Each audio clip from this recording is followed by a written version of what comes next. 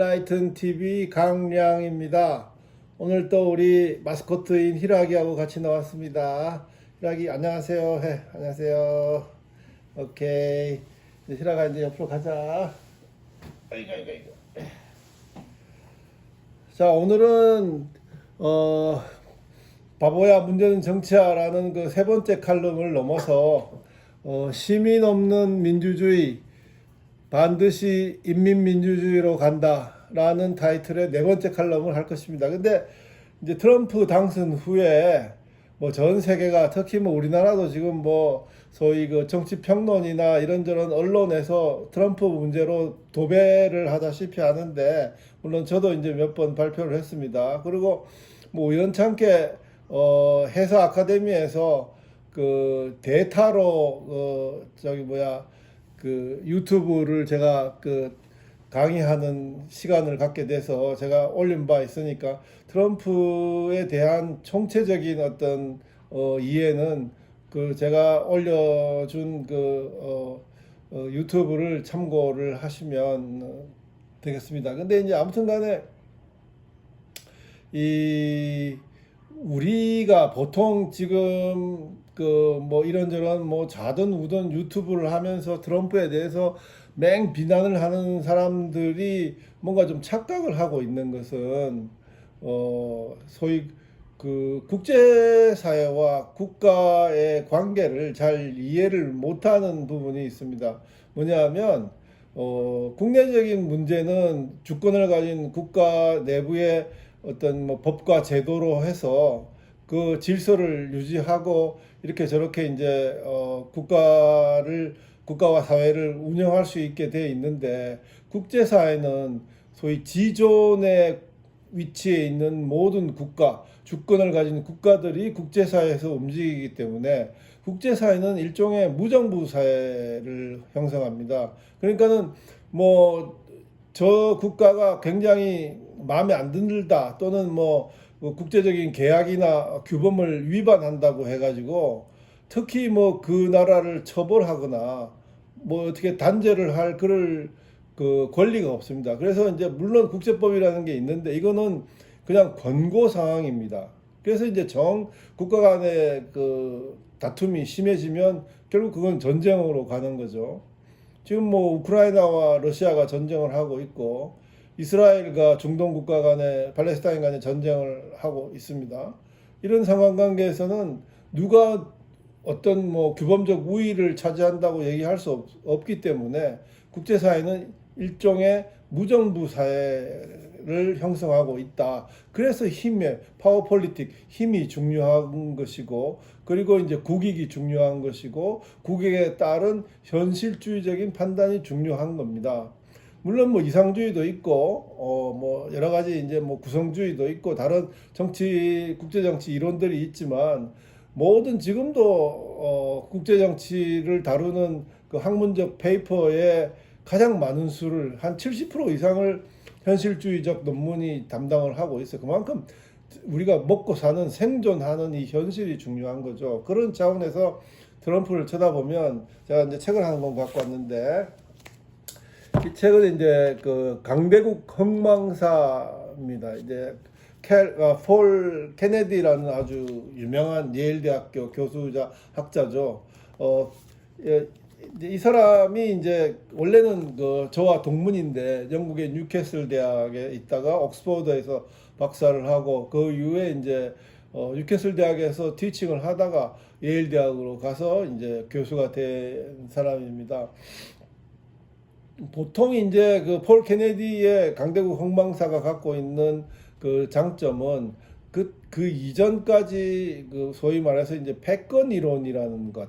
그러니까 예를 들어서 14세기, 15세기에 포르투갈, 스페인, 그 미지의 세계를 개척했던 해양력을 가졌던 스페인의 패권 시대, 그 다음에 전 세계를 통상했던 네덜란드의 패권 시대, 그리고 엘리자베스 1세 때 스페인 무적 함대를 쳐부수고 영국의 이제 소위 전성기를 이루었던 영국, 해가 지지 않는 영국의 패권 시대, 그리고 또 패권 굉장히 오래 갔죠. 이제 영국의 패권 두 번째 시대, 그리고 이제 1차 대전 이후 2차 대전 그 사이에 이제 떠올랐던 미국의 패권이 이제 시작이 되었고, 그리고 이제 소련이 자멸하면서 이제 원톱 시스템의 미국의 이제 패권 시대가 지금까지 이어지고 있다고 하는 이론이 있습니다. 그러니까 패권 안정 이론, 패권 주기론 뭐 이런 것들이 있는데,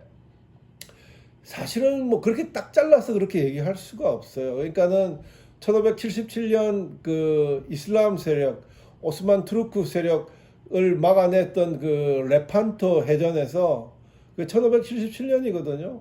스페인이 이제 소위 그 무적 함대라는 위력을 보여줬는데, 그 이후에 한 십몇 년 후에 스페인 무적 함대가 그 영국 엘리자베스 1세의 드레스커, 영국을 침공하다가 해적왕이죠. 그리고 이제 뭐 그 엘리자베스 1세의 뭐 연인이기도 했던 드레스크 공자 해적왕에 이제 당해서 스페인이 이제 무너집니다. 그래서 뭐 스페인의 패권이 지고 그 다음에 이제 영국이 올라간다 하는데, 그렇게 딱 잘라서 얘기할 수는 없어요. 왜냐하면 프랑스라는 어마어마한 또 대륙을 지배하는 강대국이 있었고, 그 다음에 그 레판토 해전에 스페인은 80척 정도의 해군력을 보냈지만 베네치아는 144척이라는 배를 보내요. 그러니까는 그 무적 함대를 갖던 스페인보다도 베네치아의 어떤 영향력, 그다음에 세력, 무력, 해상력 이게 더 컸다고 볼 수도 있거든요. 그러니까는 뭐 세계의 어떤 흥망사를 보는데 패권 주기론이 뭐 상당히 그 독자들로 하여금 쉽게 이해가 된다는 부분이지, 사실 그 외의 요소들 뭐 자본주의의 발생, 그러니까 화폐의 발생, 자본주의의 발생, 금속 인쇄의 발생, 그 다음에 이제 뭐 제일 큰 것이 이제 산업혁명이죠. 근데 뭐 지금 뭐 4차 산업혁명이라고 그러는데, 사실 그 1차 농업혁명, 그러니까 우리가 이제 소위 그 패던터리 이제 정주하면서 그 다음에 농업을 해서 농업 생산력이 다양해지면서 우리가 이제 생존할 수 있고, 그 이제 폭발적인 인구 성장이 일어날 수 있었고 하는 그 농업혁명, 아주 오랜 옛날이죠. 그 외 이후에 소위 영국에서 그 18세기 발생했던 산업혁명, 이거는 완전히 에너지 혁명이었어요. 그러니까 에너지 혁명인데, 그 산업 뭐 이것도 뭐 하다 보니까 그 산업혁명에 소위 전기기관차를 만든 스티븐슨의 고향이 뉴카슬입니다.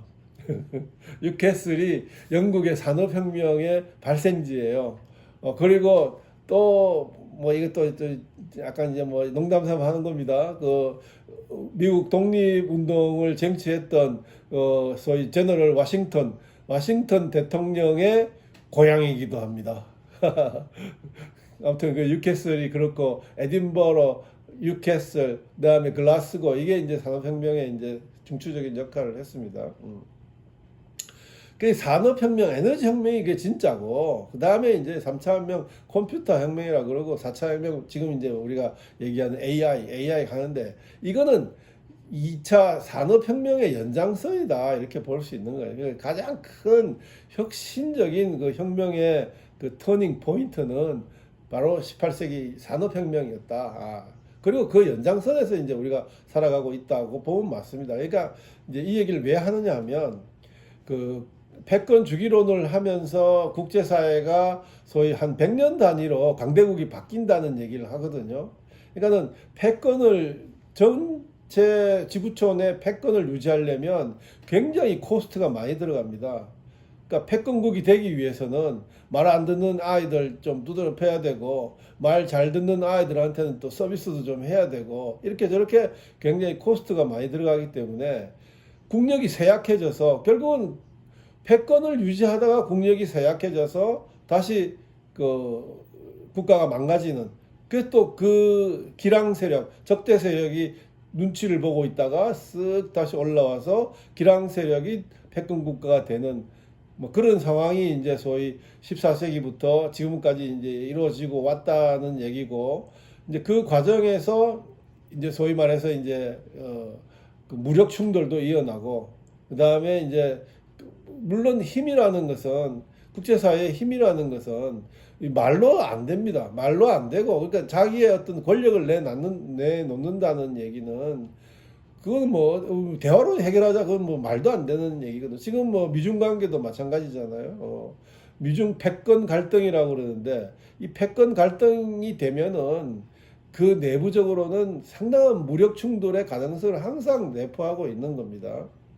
그래서 이제 이 얘기를 왜 여기까지 했냐면, 지금 미국은 굉장히 소위 뭐 어떤 사람들은 천조국이라고 해서 그 미국이 퓨리타니즘 기독교 중심으로 이루어진 나라이기 때문에 하늘이 만든 천조 국가란 말인가 이렇게 했더니 그게 아니고 국방 예산을 우리나라 돈으로 1,000조 원 이상을 쓰는 나라라고 천조국이라고 미리터리 강국 군사 강국이라고 뭐 전적으로 하는데 그거는 좀 뭐 어폐가 있는데 그러니까 미국은 상당히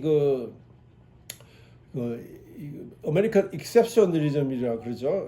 예외적인 국가입니다. 이제 근대 국가의 발생과 기원과 그다음에 그 과정들을 보면 다 뭐 거의 비슷한 모습을 하고 있는데 미국의 독립과 미국의 발전과 미국의 패권국가로서의 성장 과정을 보면 미국은 상당히 그 예가 다릅니다. 그러니까 뭐냐 하면 보통 이제 여기서 이제 얘기가 나옵니다. 요새 이제 트럼프 얘기를 하면서 트럼프가 무슨 뭐 내셔널 컨저버티즘이라 그러는데 미국에 내셔널 없습니다. 미국은 각 나라에서 이민 나와가지고 그 많은 수많은 이민자들이 하나가 돼서 만든 미합중국입니다.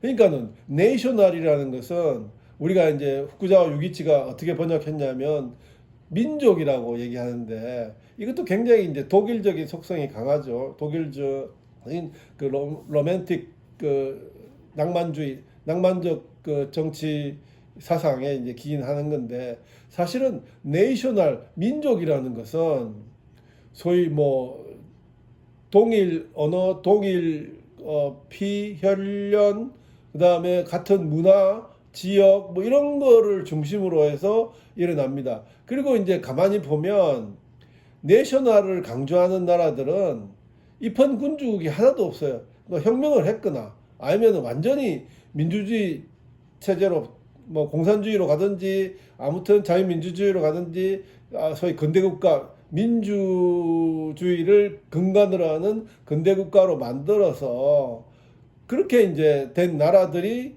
내셔널이라는 말을 씁니다. 그러니까 우리나라도 그 중에 하나인데 우리나라 국회가 영어로 하면은 내셔널 어셈블리입니다.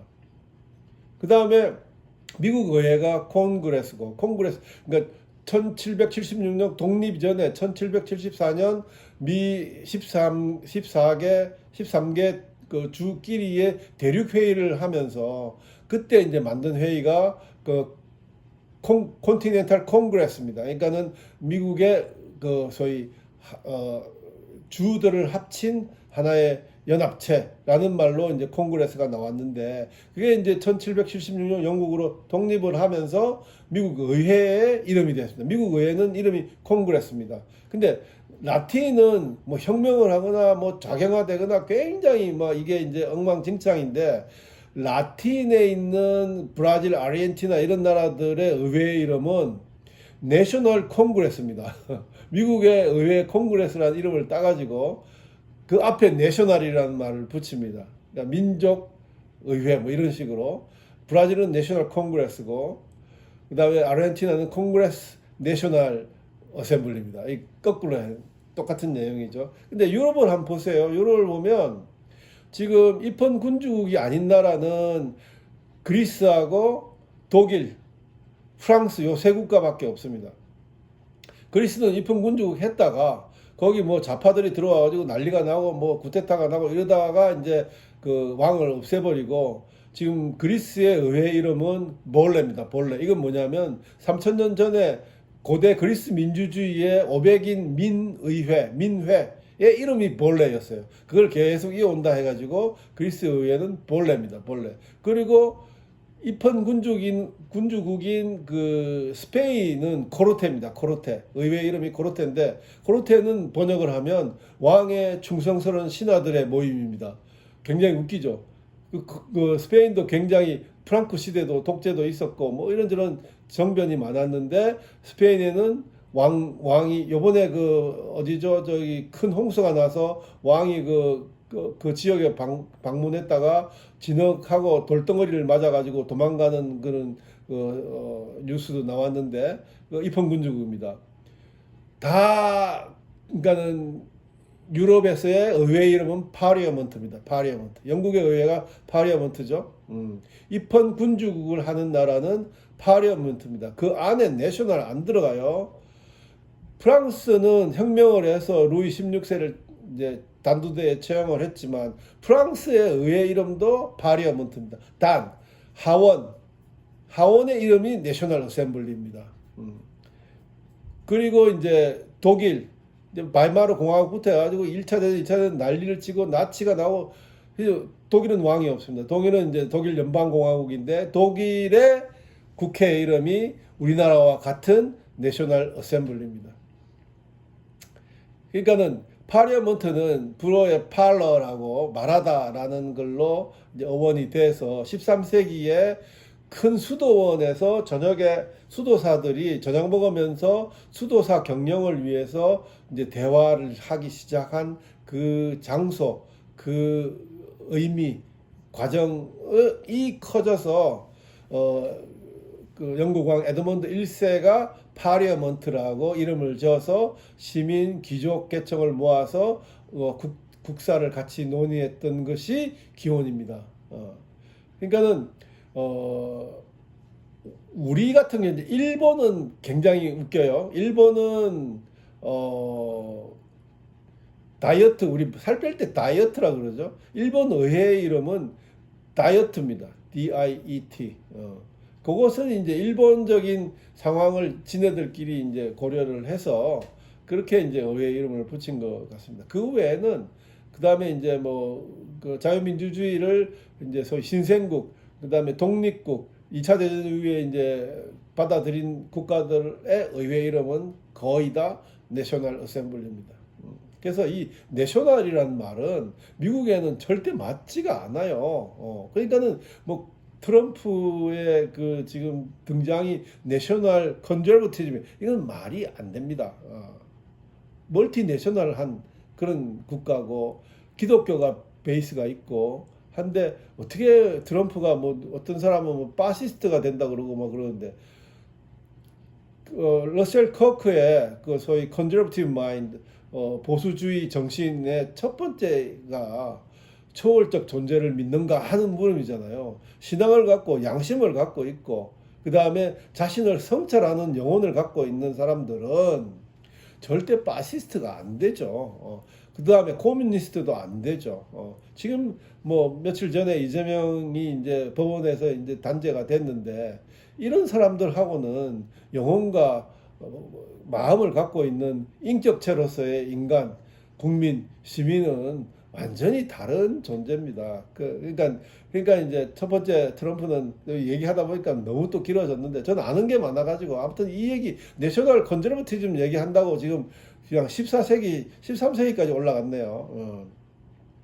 그렇습니다. 두 번째는 트럼프는 말입니다. 트럼프 1기 때 트럼프를 기억하면 안 돼요. 지금 뭐 강요들 뽑는데 막 희한한 사람 뽑잖아요.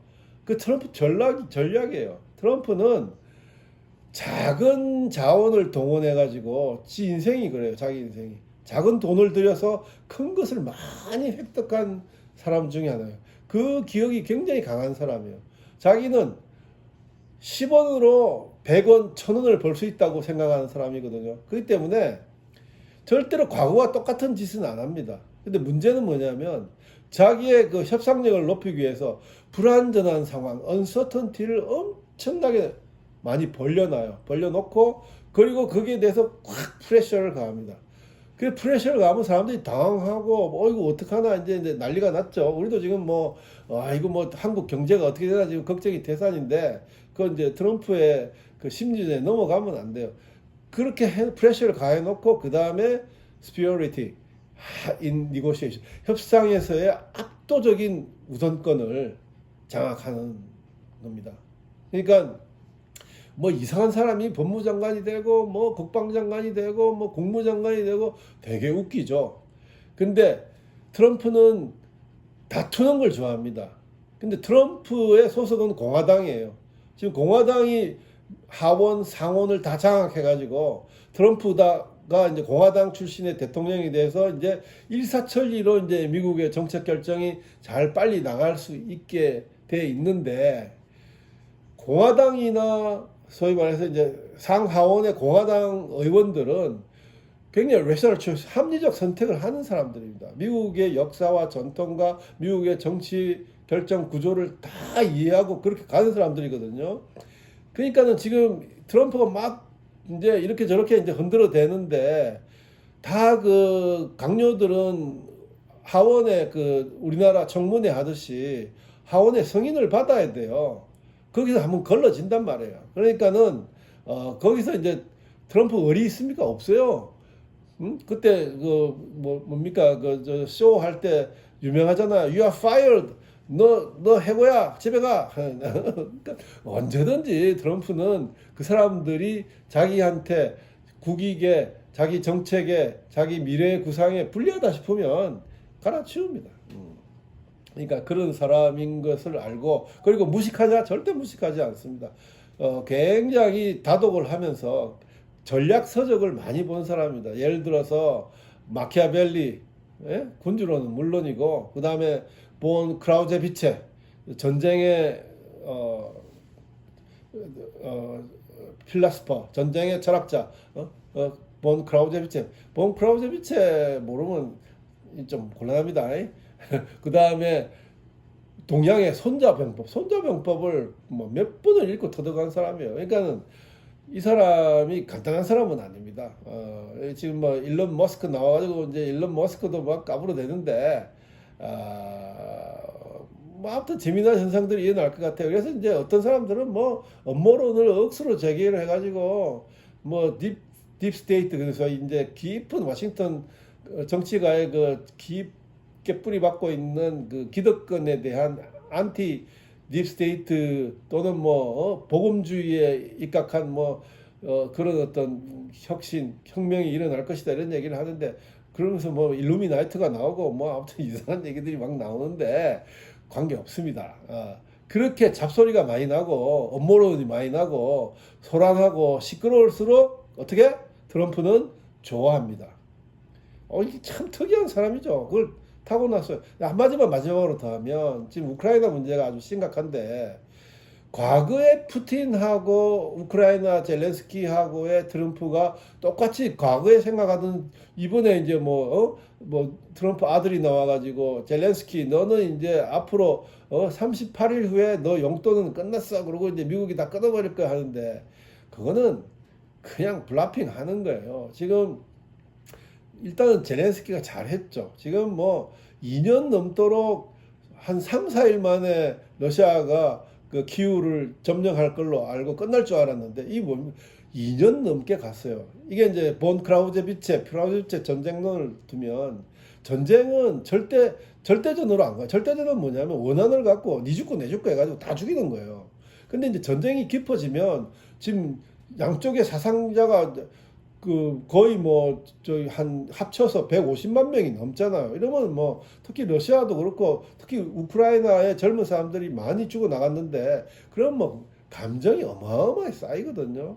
근데 그거를 해결해야 되는데 지금 그 다음에 이제 푸틴 스스로도 지금 2년 넘게 완전히 뭐 시세 말로 가오가 뭉개졌죠. 엉망진창이 됐단 말이에요. 그렇지만 이제 내부적인 어떤 그 푸틴에 대한 러시아 국민들의 어떤 지지도 이거는 아직도 강합니다. 근데 옛날 같은 푸틴이 아니죠. 옛날 같이 힘 빠진 푸틴이라면 또 트럼프는 약한 자에 강합니다. 약한 흠집이 있으면 그걸 들고 파가지고 자기 이익에 완전히 이용을 하거든요. 그러니까는 푸틴하고 관계도 두고 봐야 될 것이고 젤렌스키와의 관계도 두고 봐야 될 것입니다. 만약에 그렇게 해서 이제 정말 억지를 써가지고 러시아 쪽으로 손을 들어주고 우크라이나를 그렇게 한다면 당연히 이거는 그 1973년 그 평화협정 이후에 베트남에서 미군이 철수하고 그 미군이 철수하면서 베트남 정부에다가 있는 거 없는 거 무기 다 줬어요. 그래갖고 73년에 베트남이 전 세계의 무장력이 5위였어요. 5위. 어마어마하게 갖다 주고 갔어요. 근데 어떻게 됐어요? 2년도 안 돼가지고 베트콩들한테, 거지들한테 하노이가 함락이, 사이공이 함락이 됐죠. 그러니까는 이렇게 해서 완전히 발떼고 러시아가 정비를 해가지고 다시 이제 힘을 차리면 푸틴이 100% 우크라이나를 다시 칩니다. 그럼 어떻게 되죠? 그 옆에 있는 벨라루시 넘어가고 저기 이제 발트해 3국, 그다음에 폴란드, 이 완전히 이제 나토가 이제 엉망진창이 되는 부분이고, 뭐 그다음에 이제 나토도 굉장히 이제 이 문제로 이제 트럼프의 등장으로 내 가지고 지금 머리가 복잡한데, 이것을 그냥 무 자르듯이 그렇게 탁 잘라버리고 나토와 적대시하는 그런 미국 대통령이 될 수는 없는 거거든요. 그러니까는 저는 이제 트럼프가 젤렌스키하고 푸틴 사이에서 우크라이나 전쟁을 어떻게 해결하는가 하는 게 관전 포인트라고 저는 보여집니다. 아주 지금 흥미진진해요. 그래서 이제 아무튼 결론이 뭐냐면 트럼프 1년 흔들어대는, 세계를 흔들어대는 트럼프 1년을 잘 주의해가지고 절대 먼저 don't move first, 먼저 움직이면 안 되고 트럼프가 들어오는 거를 그에 대해서 받아칠 수 있는 카드들을 많이 마련을 해서 외교 정책에 뭐 경제 정책도 마찬가지고 대응을 하면 별일이 없다고 이제 생각이 듭니다. 아유, 또 이거 말이 많이 길어졌는데, 자, 이 정도 하고 이제는 알렉시스 토코빌로 넘어가겠습니다. 이제 네 번째 칼럼인데, 시민이 없는 민주주의는 반드시 인민민주주의가 된다 하는 게 제목입니다. 뭐 제목에서 암시하듯이 시민이 없으면, 우리가 지금 이제 민주주의 자익들은 지금 뭐 자유민주주의라 얘기도 안 해요. 민주주의만 얘기하는데, 민주주의가 소위 두 가지 전통을 갖고 있습니다. 자, 요게 이제 또 아주 참 훌륭한 책인데요. 프렌치 리버럴리즘. 자유주의는 영국 자유주의 아버지 존 로크가 있듯이 본상입니다. 그러니까 개인의 가치, 개인의 자유, 개인의 생명권과 재산, 그리고 개인의 행복 추구권을, 그 베이스가 개인입니다. 근데 이제 요 책에서는 프렌치 리버럴리즘, 프랑스의 자유주의는 두 가지의 전통을 갖고 있다고 얘기를 합니다. 그 하나가 뭐냐면 자유고, 다른 하나가 민주입니다. 그러니까 하나는 리버럴리즘이고 하나는 소셜리즘인 거예요. 근데 프랑스는, 영국은 자유주의를 하면서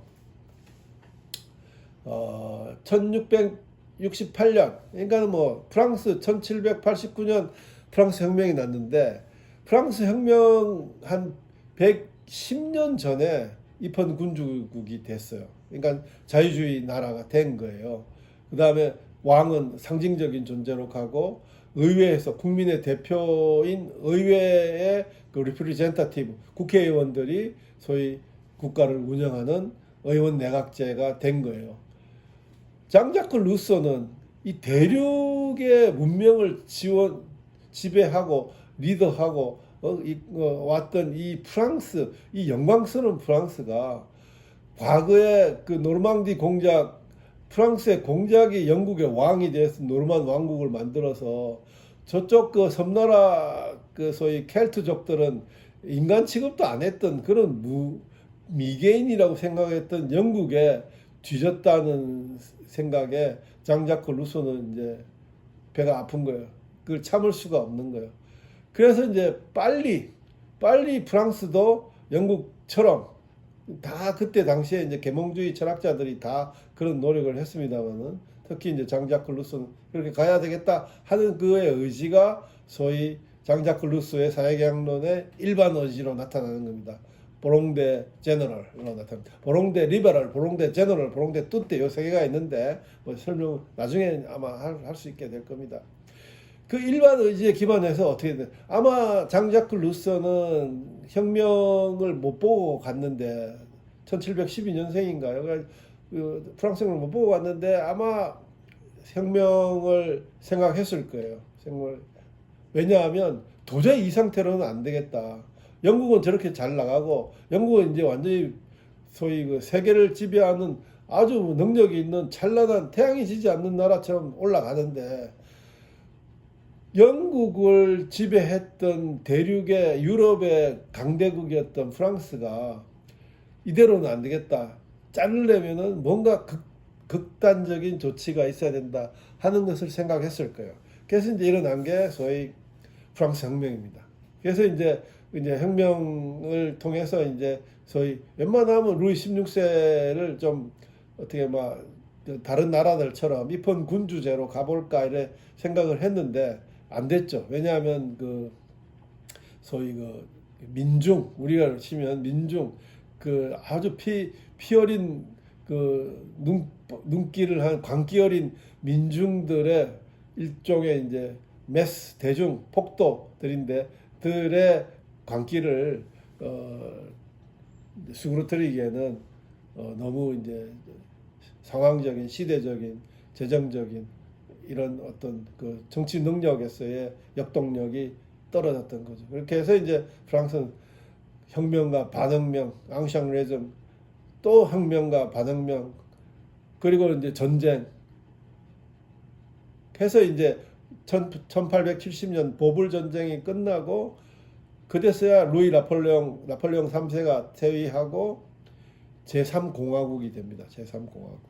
또 제3공화국이 됐는데도 또 제3공화국에서 이제 제3공화국이 2차 대전 이제 끝나고 이제 그 당시에 이제 제4공화국이 되는데 그다음에 1956년 이제 제5공화국 드골 대통령이 들어가는데 그러니까 1945년까지 1870년까지 제3공화국에서 그 의원내각제를 하는데 수상의 평균 임기가 1년이 채 안 돼요. 그러니까는 뭐 맨날 바뀌고 하는 정치 불안을 연속했던 과정입니다. 그리고 이제 지금 이제 소위 민주주의는 두 개로 갈라져서 자유민주주의와 인민민주주의, 공산주의로 이제 되어 있는데 그 발단이 바로 프랑스예요. 그러니까는 이제 공산주의 창시자 칼 마르크스가 이제 독일에서 이제 어떻게 하다가 딱 보니까는 프랑스적인 현상이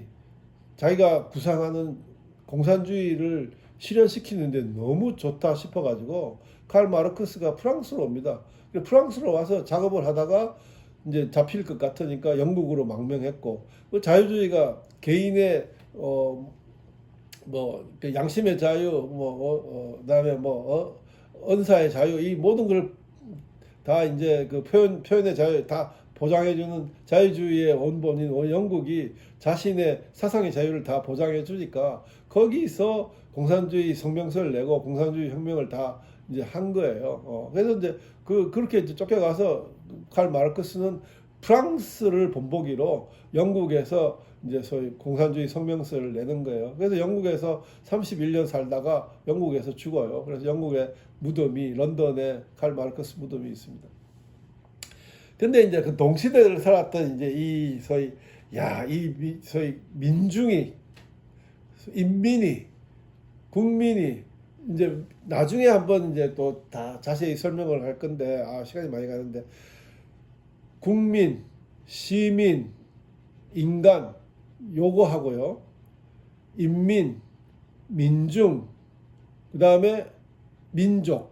요거 하고는 어마어마한 차이가 있습니다. 하고 나중에 이제 설명을 해주겠습니다. 이 민중이 지배하는 프랑스에서 이제 그다음에 혁명과 반혁명이 번갈아 가면서 나면서 그 민주주의를 제대로 간파하고 사상적으로 정립을 시켰던 철학자가 바로 알렉시스 디 토크빌입니다. 토크빌은 이분이죠.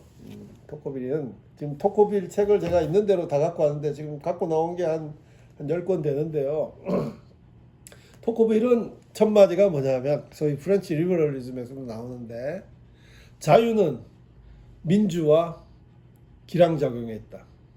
자유는 평등과 싸운다. 그런데 문제는 인간의 본성은 자유를 먼저 선택하는 것 같지만 자유가 자신의 평등을 가로막을 때는 자유를 헌신장처럼 버린다. 결국은 평등을 중요시 하는데 그 평등을 중요시 하다 보니까 모두가 평등한 세상, 모두가 공평한 세상, 그게 뭡니까? 공산주의죠. 그게 뭡니까? 정치적으로는 전체주의로 가기 아주 쉽다. 그런데 딱 한 예외적인 천조국이죠. 하늘이 만든 나라, 천조국 미국이 있다. 그래서 알렉시스 토크빌은 정말 오랫동안 준비를 하면서 미국을 9개월 동안 여행을 합니다. 9개월 동안 여행해가지고 저 위에 그 맨 위에 주가 어디죠? 저기 그 뉴 잉글랜드 쪽에 서부터 해가지고 맨 밑에 텍사스, 알리바마, 그 다음에 루이지애나까지 모든 미국의 도시를 다 돕니다. 다 돌고 쓴 책이 바로 미국의 민주주의입니다. 그 미국의 민주주의, 왜 미국은 참으로 특이하다 하고 얘기한 게 뭐냐면 토크빌의 눈에 보였던 미국의 민주주의에서 특이한 점은 다른 나라, 특히 프랑스는 절대 안 되는데 인간 본성 때문에 미국이 갖고 있는 소위 그때 이제 독립할 때 13개 주였죠. 그 다음에 토크빌 때는 더 늘어났어요. 그 많은 주들이 하나의 연방을 형성해서 연방제도를 한다는 것.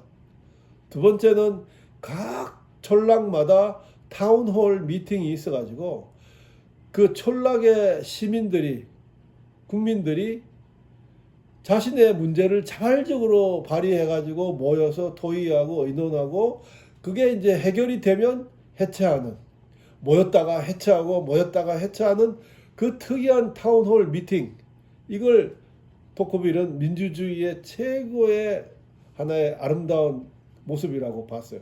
세 번째가 뭐냐면 소위 말해서 그 시민단체, 어소시에이션, 집단을 만드는 능력이에요. 정부하고 개인은, 시민단체는 그 사이에 갭을 브릿지를 마련해 줄 수 있는 사다리가 필요합니다. 정부는 어떻게 보면 합법적 폭력을 행사할 수 있는, 공권력을 행사하는 존재고, 개인과 시민단체는 그로부터 해방될 수 되어야 하는 존재들이기 때문에 거리가 멀어요. 근데 그 중간에 소위 중간 매개체 역할을 할 수 있는 단체들, 지금 얘기하면 이제 시민단체, 뭐 이런저런 뭐 여러 뭐 환경, 뭐 그다음에 이제 뭐 금융, 뭐 이런저런 뭐 의식주 문제를 하는 이런 단체들이 미국에서는 자생적으로 만들어졌단 말이에요. 그 옛날에는 유럽에서는 그건 꿈도 꿀 수 없는 상황인데 그 유럽을 이제 완전히 이제 선도할 수 있는 미국의 민주주의가 그것을 토크빌은 글로 남기고 두 권의 책으로 남겼습니다. 이제 앞으로 이제 얘기를 하겠습니다. 그래서 오늘의 주제는 시민이 없는 민주주의는 반드시 인민민주주의, 공산주의, 사회주의로 간다는 얘기거든요. 그러니까는 토크빌이 왜 시민을 강조했나? 그리고 민주주의에서 시민의 역할은 뭔가? 왜 그렇게 시민이 에센스로 필요한가? 하는 것은 시민의 덕목이 이제 강조되는 부분입니다. 그러니까 그 citizens virtue, 이 virtue란 말은 또 참 재미나는 게 미가 들어가면 남성적인 거라 했는데 그 마키아벨리의 비루트, 그 다음에 이제 이런 것들이 다 그 안에 들어갑니다. virtue. 그래서 이제 공화주의에서도 시민의 덕목이 공화주의를 살리는 첫 번째 덕목이죠.